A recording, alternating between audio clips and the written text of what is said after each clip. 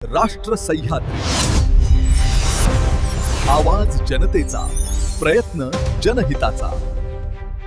श्रीरामपूर शहरातील हिंदू हृदय सम्राट बाळासाहेब ठाकरे आपला दवाखाना योजनेअंतर्गत सुरू असलेल्या आरोग्य केंद्रांबाबत गंभीर आरोप समोर आलेत। युवा स्वाभिमान पक्षाचे जिल्हाध्यक्ष विवेस पारस माटा यांनी जिल्हाधिकाऱ्यांकडे निवेदन देत चौकशी आणि कारवाईची मागणी केली आहे। शहरातील सर्वसामान्य आणि गोरगरीब नागरिकांना मोफत आरोग्य सेवा देण्यासाठी सुरू करण्यात आलेल्या आपला दवाखाना योजनेत मोठ्या प्रमाणात अनियमितता होत असल्याचा आरोप करण्यात आलाय।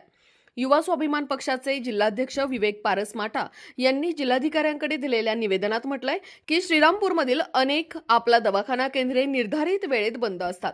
काही ठिकाणी अनेक महिन्यांपासून डॉक्टर उपलब्ध नसल्याचा दावा करण्यात आलाय।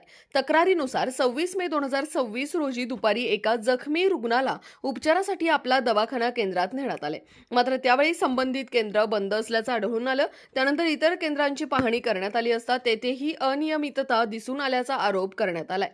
निवेदनात पुढे असा दावा करण्यात आलाय की काही केंद्रांवर डॉक्टरांच्या अनुपस्थितीत इतर कर्मचारी रुग्णांची तपासणी करत असून औषधांचे वितरण करत आहेत।